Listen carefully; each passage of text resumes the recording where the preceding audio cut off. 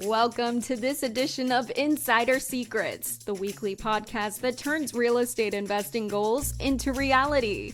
Each show, we interview guests who are seasoned real estate professionals, actively closing and managing real estate deals. Mike is the founder of My Core Intentions and would like to help you make your real estate investing dreams a reality. Mike coaches you to buy investment real estate, creating short-term cash flow and long-term wealth. Your host and real estate coach, Mike Morawski, has more than 30 years of real estate investing and property management experience. Here's your host, Mike. Hey, good morning, everybody, and welcome back. And I hope that you are having a great weekend. I'm super excited about this morning's episode and our guest. We'll get to Bethany here in a minute. But I always start in the morning and I talk about a word, right? Today, I want to just bring up the word trust. I think that as we get into today's conversation, trust will come up a lot in that. But I specifically want to talk about trust around picking partners. I see a lot of people, they show up at an event, they go to a seminar, they meet somebody for the first time and they say, hey, I think we'd be great partners. I've even seen it on the other end and had my own personal experiences where I've had friends for multiple years, 20 plus years, go into business with them and trust gets broken. So I really believe that when you're putting together a team and you're picking partners for yourself and you're building your multifamily platform, that having people around you that you can trust is critically important. I know today my partner in my business is somebody that I thoroughly trust. That doesn't mean that we don't check on each other and we look at what each other's doing and talk about the movement of money and the progress on properties. But it does mean that you have to rely on somebody to give you that security that you're building in the right direction together and your values all align and that you're in the same direction. So we're going to get into that probably a little bit more today. But let me talk about my guest for a minute, Bethany LeFlam from Orange County, California. She's a partner in the Premier Law Group. She specializes in securities law, specifically for real estate syndicators. So you're in the right place if you're a real estate syndicator, just getting started in the business, or somebody looking to scale. Really excited about today's episode. Let me bring Bethany back in. Hey, good morning. How are you? Good morning. I'm wonderful. How are you? I'm great. It's great to see you again. You too. Super excited. I was on the phone this morning with my sister, and her son lives in Denver. And she was saying, man, they're expecting 2 feet of snow between today and Saturday. And I'm like, I'm so glad that I don't have to do that anymore. Living in Southern California, most days it's 72 and sunny, right? Yes, yes. It's crazy expensive to live here, and I just call it the weather tax. I'll pay it. Yeah. Hey, so as I get started on all my podcasts and that, I always ask one question. I do this because my next book, and we're going to talk about your book today, but my next book is going to be that one word. And I always ask people at the beginning, what's the one word that best describes you personally, professionally? So I've thought about that since the 5 minutes ago, and I heard your word trust, and I really love that word, and I'm so happy that we're going to talk about that today. But I think for me, my word is audacious. And I know that sounds weird, like, wait, you're a lawyer. I mean, come on. But the reality is I am audacious. I am more an entrepreneur, I think, than I am a lawyer. And I believe that if I really, really want something, I can do it. I can always do it. And I also believe that if you really, really want something and you want my help, I can help you get it. And so some people think that's audacious. So I think audacious is probably, it's a word that I really like too. It's like, who the hell do you think you are? Yeah, it's kind of cool. It's like, hey, I thought you were humble. No, I'm not. Well, which is pretty evident by social media sometimes. Yeah. No, that's really me. I think within reason. Do I think I can do it all by myself though? No, I don't. I think part of being audacious is you have to really not care what other people think. Yeah. That's a challenge. I will admit I am sort of a recovering people pleaser. So I think audacious might have been me sort of swinging out from caring too much what other people thought. Like, no, I don't need to do that. And so that might have just maybe been a little bit of an overcorrection. Yeah. I love that word though. And I've been doing this for 3 years. So I have, a repertoire of words. And I don't think anybody's ever said audacious. I don't know that it always has a positive connotation, but I think it should. Yeah.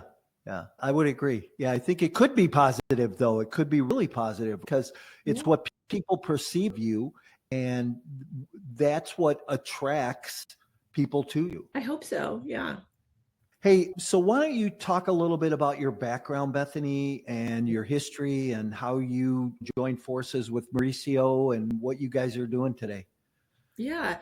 So I've actually been practicing law. I hate even saying this because it ages me, but I've been practicing law for 25 years now. And I started off in complex litigation. I really hated that. I hated trial work. And then I started doing mergers and acquisitions and securities law for tech companies, venture companies, really kind of like complicated, grinded out work. I was working 2,500 hours a year kind of thing. So I left that. I was like, this grind, I don't want to do this anymore. And I actually went to start a fund. And it was just sort of this really brilliantly complicated fund, legally sound and impossible to explain to anybody besides me. So you can imagine that this one was like, legally it was sound, but it was really hard to make people understand that. I learned that skill more over time of how to like simplify things for people. But you can imagine it didn't launch. It didn't go well because I wasn't able to really explain it. And it combined real estate with startups. And most real estate investors don't live in the same body as startup investors. Most of the time. Sometimes, yes, but for the most part, they want something separate, at least not in the same place. So that didn't go well. While I was trying to figure out my next move, licking my wounds from having failed at this fund epically, I was mortified. I met Mauricio, and Mauricio was just coming out of being sick. Anybody who knows him knows that back in 2018, he was very sick, and he was a solopreneur at the time, the single point of failure in his firm. And it was a wake-up call for him that he needed some help and some support in running his firm because he's providing for his family, of course, and he needed some help. And I was like, all right, well, I don't want to practice law anymore. I hate it, but I will help you while I figure out what I'm going to do because this stuff I can do in my sleep. So I started doing it, and I took on, we've been practicing the same amount of time. So I'm used to being in charge. And so I would handle more and more and more. And finally he was like, well, what would it take for you to just do this? And I was like, you can't afford that. I don't want to do it. And he's like, no, but seriously, consider it. What would you do? So I thought about it for a while. And I got to tell you, Mike, when I started meeting the clients in this space, the real estate syndicator client, that's what made me fall in love with this again. I like helping people build something. I like helping people strategize. What I didn't like when I was in big law with tech and venture was being treated like the help. But with this community, I fell in love with these clients. They're mom and pop operators. They're just trying to get out of their W-2 job. They're building a legacy for their kids. They're not trust fund kids that are launching yet another startup in their basement with $5 million in funding from mom and dad. Not that there's anything wrong with having a trust fund. I hope my kid has a plethora of trust funds. There's nothing wrong with that. It's just that's not what I wanted to do. I wanted to help people that grew up like I grew up and build something from nothing. And that's when I fell in love with it. And I was like, all right, let's do this. And so we've been partners ever since. And we both got what we wanted out of it, I think. Yeah. Well, know the little bit that I do and know you the little bit that I do. I see there's a great connection between you guys. Just the energy and the spirit between you. And I think that goes a lot to building a business. You've got to have that. It does. You said the word trust earlier, and he trusts me and I trust him. And you can work through, look, all partnerships have challenges. They all do. We're humans. But if you have trust, you can work through almost anything, I think. Yeah. Right. So let me ask you. So obviously when you guys first met, you didn't trust each other right from the get-go. What do you think helped you build that level of trust to be able to be where you're at today in business? Both of us are a little hard-headed, and we're lawyers. So we're evidence-based people. I got to know him through his community, and people spoke so highly of him. And so his reputation, he's got a good reputation. And then just almost like trial and error, we would do some projects. I started off just helping him. I wasn't a partner with him yet. I was just working with some of his clients. And so that little bit of, I'll trust you this much, and then I'll trust you this much, and then this much. So it was a little bit of trial and error to see, can I trust you, and setting those boundaries. And I think it was really just interacting with the people that knew him, and then just examples of how he handled situations. And I think that's probably true of me. I think for him, it was harder to trust me, actually. Right. because that was this business he had already built. And this was his already existing livelihood. I didn't even really want to do this. Like, what do I care? He had to trust me. So let's flip that question. What do you think you did to gain his trust? I actually know exactly the moment that the switch flipped. And it was one of his long-standing clients. Mauricio was traveling a lot. He was trying to get back into it, and he's out speaking more, right? He loves to be out speaking, if you know Mauricio at all. Yeah. And so he was gone, and I was working on a client's deal. I've been doing this for forever as well. So I didn't feel the need to call Mauricio for every little thing. So I just handled the problem.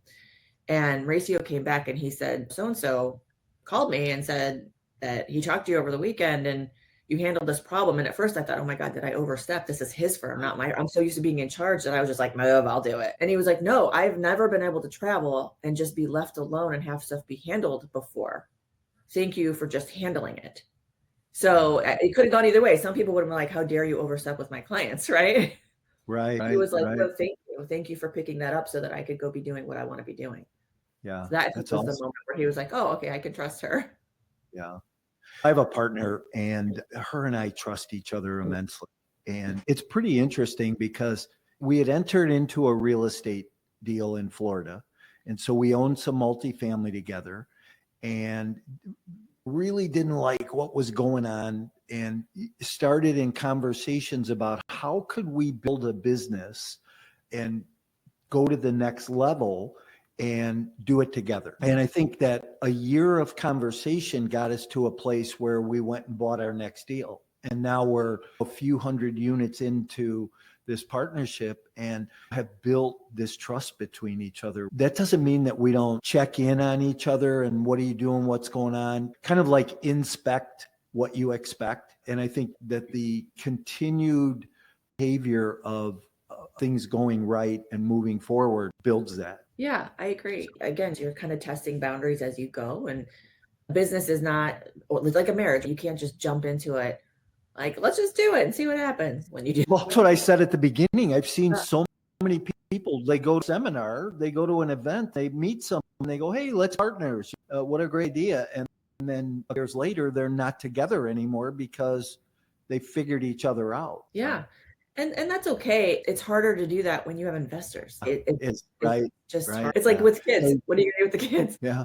Well, it's the same thing in a romantic relationship. It's just different scenario. Hey, I like your comment about wanting to be in charge. I think that goes back to you being audacious, right? Yeah, I think, and Mauricio's the same way. And so I think sometimes we're like, yeah, but no, I'm in charge. I can see that. Hey, so let's talk a little bit about ins and securities law. And what do you think a new investor needs to watch out for in the world today? The first, I think, most important thing you've already touched on, which is your partners. Be careful who you get in a partnership with. I see a lot of people, especially coming out of like coaching programs where they're learning how to do this, which is wonderful. I love that there are programs to help people learn how to do this so they can create a better life.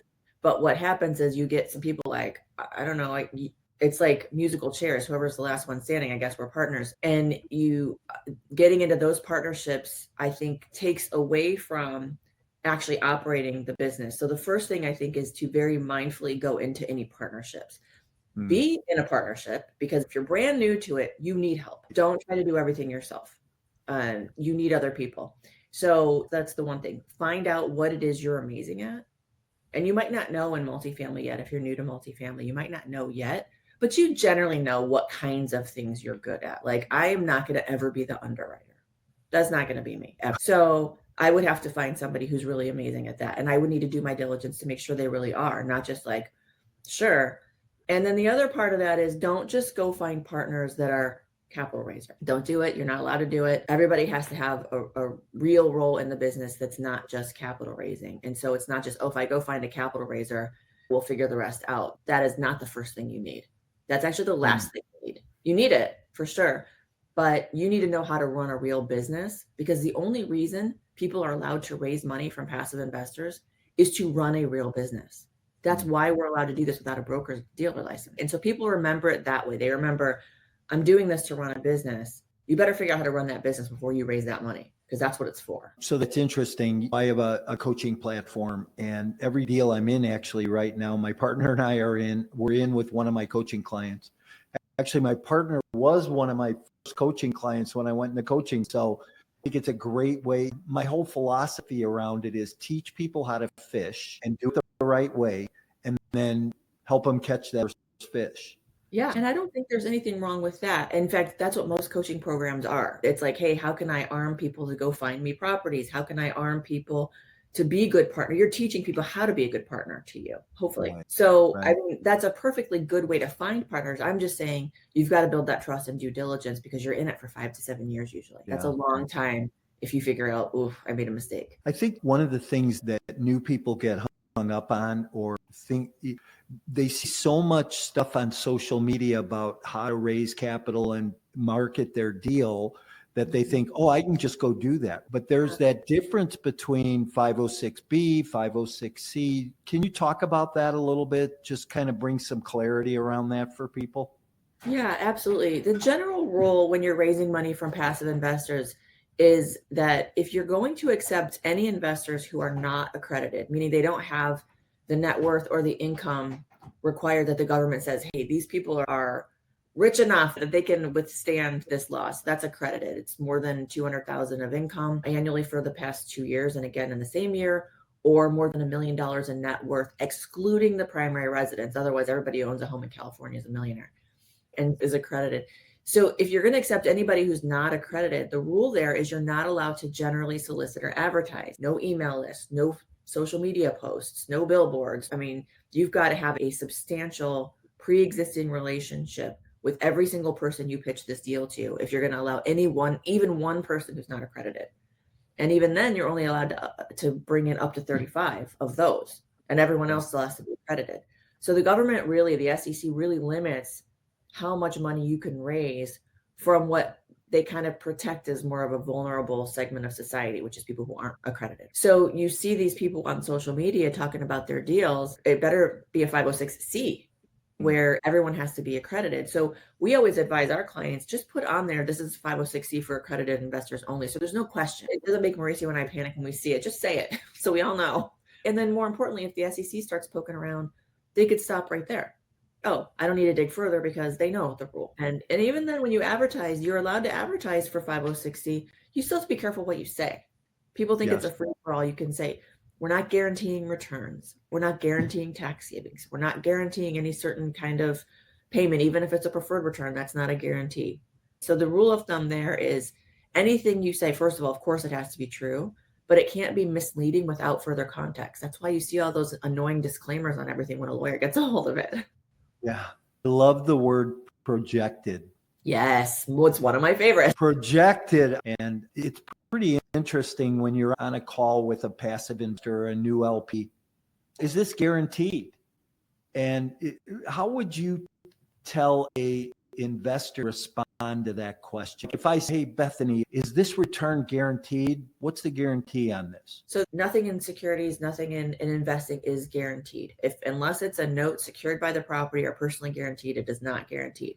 However, when you have a preferred return, so that's a lot of times what people think, oh, it's 8% guaranteed if I have a preferred return. And so all the preferred return means is if there's enough money to distribute, you're guaranteed to get yours first until you hit 8%. That's it. Right. You're not guaranteed to get anything, but if there is money, you're going to get yours first. That's the guarantee. So me as an operator, I won't take mine until after you've gotten yours. At what point in the transaction should an investor come to you and say, hey, I'm going to put this deal together, or I bought this deal? Or at what point in that process should somebody come and say, hey, how do I do this? I really like to start talking to people when they're putting out LOIs, but they really don't need us until they've probably got a signed LOI. They've identified the actual property. They have a signed LOI, and then they're getting ready to go. Do it before the diligence period expires, because you have to leave yourself enough time to do the compliance paperwork, the offering documents, and then go raise the money. So when you've got a signed LOI and you're fairly certain that you're going to do the deal, then we can start. So can't you start a deal like a 506B and then convert it to a 506C? There's a process around that, right? Yeah, there is. And I love this for first-time syndicators too, because you can get mom and grandma in if they're not accredited, and then you can go advertise if you couldn't finish the whole deal. I don't know about you, but most of my family's not accredited, and I wouldn't be able to raise very much from them. So I would have to advertise. But if I wanted to let them come in, I'd have to start with a B. So what you do is You start off in stealth mode with people you know really well, that substantive pre-existing relationship, and you talk to them and you raise as much as you can there. One-on-one conversations, maybe a small webinar with personal invitations for the people you know well, and you raise as much as you can there. We put in the documents and we say, hey, this is what's going to happen. We're going to have a second class of investors. We're going to close down this 506B. We're going to create a new class for the 506C investors coming into the same property, same operating agreement, same company, different people, different risk disclosures. And then we shut the B down when you're done. And after that date that you shut it down, you're not accepting any more money from any non-accredited investors. And even the accredited investors that come in after that, you're going to now start verifying that they're accredited, because in a 506C, you have to verify they are. The minute you've advertised or generally solicited, 506B is off the table as an option. So you can never go the other. Yeah. But when I have a 506B, I can let an accredited investor invest in that. Oh, yeah, for sure. If you know them. I just can't advertise, right? That's right. So people mistake that a lot. They say, oh, I'm going to do the non-accredited one. No, that's not what it is. It's that you can't advertise, and then you can accept some non-accredited, but you're probably going to always accept some accredited.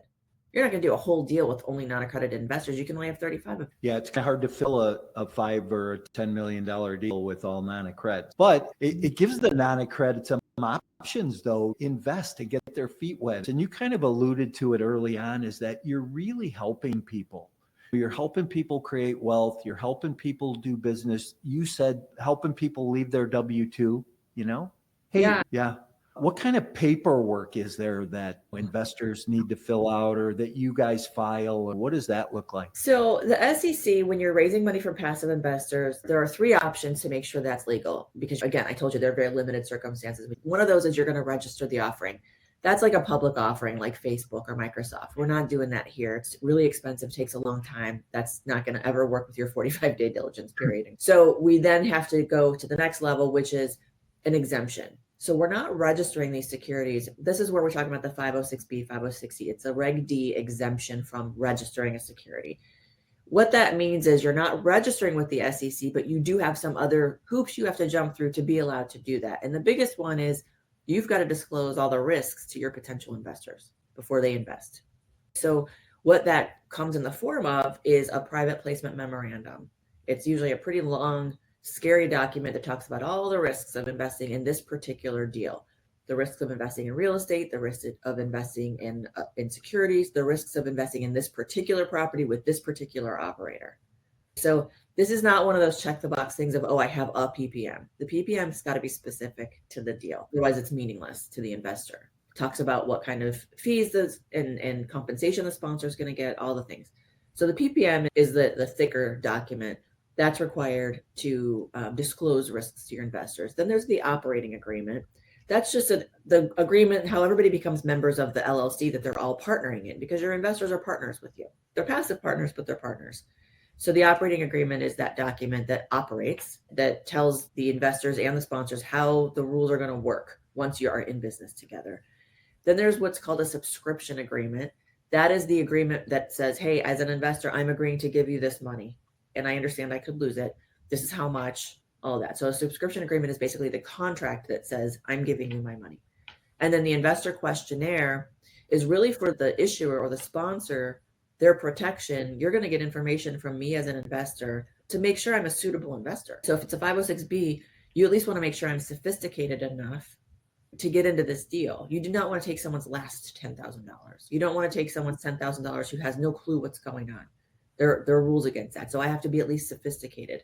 If it's a 506C, then you need to have me fill it out so that you have information about me. You have to take even an extra step and then go make sure I'm accredited. So that's the packet of documents you're getting. And then you probably started the whole process. I call it a business plan, but it's really a pitch deck. It's a Canva or a PowerPoint slide deck that says, hey, this is a beautiful and amazing property. We're amazing operators. You should invest with us. That's the marketing document. We attach that to all of these other documents because they should all be consistent. Those in your PPM better match what you're telling people you're going to do in your business. So we put it all together. It's interesting. And you help investors put all that together, and then you do the SEC filing for them, right? Yeah. So after that, we let the SEC know, hey, we are raising money, but it's under an exemption. So that's called the Form D. And then we'll do the blue sky filings, which every state wants to know, are you raising money in our state? And then they want a fee. So we file those for people too. Yeah. Yeah. So every state you have to file Blue Sky in, and that's just making that state aware that you have an investor from that state that's going to invest in your deal. Yeah. So it kind of puts everybody on the radar, make sure that there's no fraud going on or all the things. And of course, it's a revenue generator for the state. Some states are more than others. So I always tell people, if you're raising money in New York, for example, you should get lots of investors in New York because you have to pay $2,000 anyway, and you only pay the one time. So if you have one investor or 20 investors in New York, it's the same fee. Does that kind of run the same way like on the institutional level? So we're talking really about LPs, limited partners, those passive investors. But how about when you start to go into the family office funds or into institutional money? Are you still filing Blue Sky on those? No, that's a little bit of a different process. And most of our clients, they're mostly retail investors, like the passive LPs that were individuals. So we're not really dealing with that. But usually with the family offices and the private equity firms and that kind of thing, they've got their own protections set up. And so it's sort of a different beast. Okay. So what's interesting is that everything you do has got a different process. Kind of. I'm a process person, so I really like to have as much of process as possible just because it helps us get our clients' documents done faster and cheaper. But yeah, it's a little bit different depending on what you're doing. So for example, if you're going to advertise, we do it a little bit differently than if you're not going to advertise. But for the most part, the securities laws are the securities laws. So the process isn't going to change wildly. It's just the contents that's going to change a little bit. Yeah. So I encourage everybody that when they get to the point where they're going to bring a deal out or they get a deal under contract, to immediately get in touch with you and Mauricio and get that process started so that they stay legally compliant. Yeah, I'll add right there. Sorry to cut you off. I'll add there. We also help people stay compliant when they're talking about their deal. So the SEC regulates the offer and the sale of securities. So when you're out talking about your deal with your pitch deck on a webinar, on social media, on a podcast, right? We make sure that you know what you are and are not allowed to say. So it's not just here's a stack of documents, have fun. We're helping you stay compliant from jump all the way up until you're filing those Form Ds. Yeah, interesting. Now, I think you have a new book out or coming out, don't you? I do. I have a book that's getting released in January. It's called The Power of OPE, the Exponential Growth from Other People's Everything. So we talk about OPM a lot in this community. And I kind of added to that other people's everything. And I think that is the best way to scale and exponentially create wealth. Interesting. Any highlights from it you want to share? I talk a lot about your team building and sort of the other people that you do want, but the other people that you don't want. The beginning part of the book is actually, here's the other people's stuff that I don't want you to take on, other people's goals for you, other people's negativity, other people's expectations of you, things like that.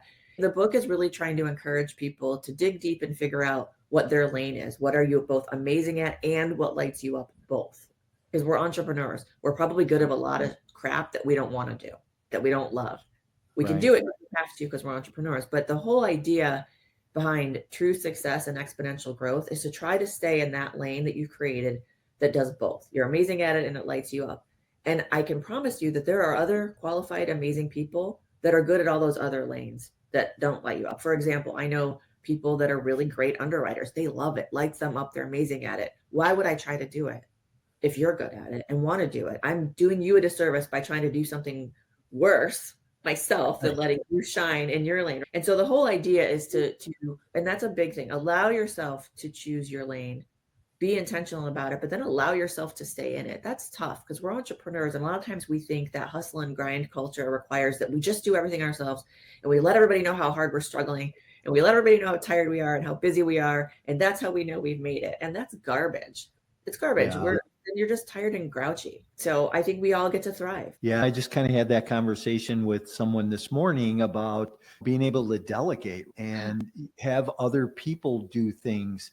I have a great assistant, and I know in my life that if I didn't have that person, that I wouldn't be able to do half of what I do. But you have to be able to delegate. And I love what you said about figuring out what you're good at.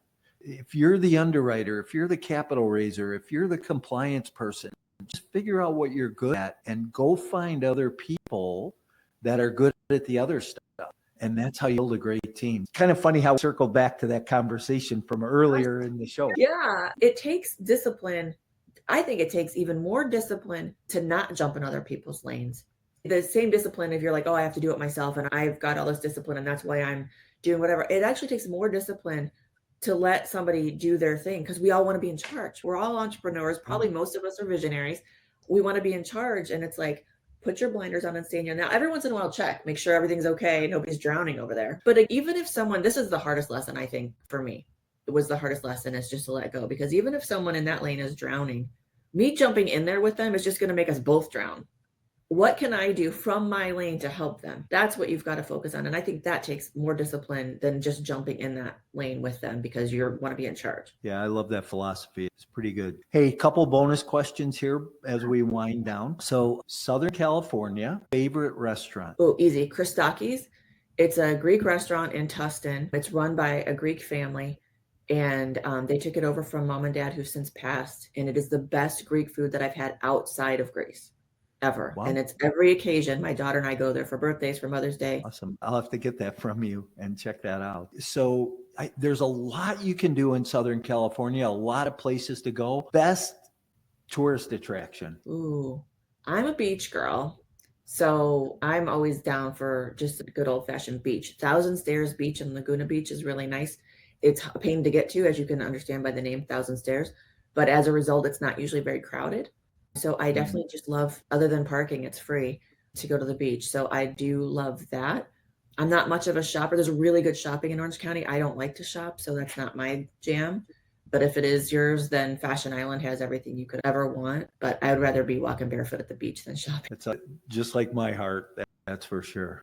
Hey, I appreciate you being here today. This has been great. Why don't you tell people how they get a hold of your book, get a hold of you if they have questions or they want to engage your firm?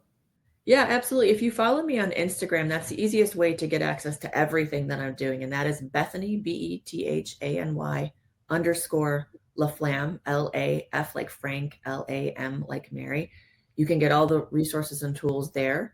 And in fact, if you're listening and you want to figure out how to take strangers, like people listening to this podcast, and turn them into 506B eligible investors, I'll give you 8 steps to turn a stranger into a 506B eligible investor for free. And they can do that by just following you on Instagram? Yeah, if they follow me on Instagram, they can just DM me 8 steps. Awesome. All right. Well, listen, hey, I appreciate you being here today. This has been great. I'm going to move you out and say goodbye. If you'd hang out with me in the back room for a minute, that'd be great. Thanks so much. Appreciate you having me. Hey, everybody. That was a great episode. We got to talk about trust. We got to talk about team building and relationships. And you know what? It kind of brought some light to securities law and didn't make it so dry. That's always my concern when you start to get into some details, that it can be dry, but I think we brought a life to it that just really educational for people. Hey, remember, you can follow us on Facebook, where we're always bringing great content and information out. If you're new to the show, please subscribe to us on YouTube or any of the social media platforms you're on.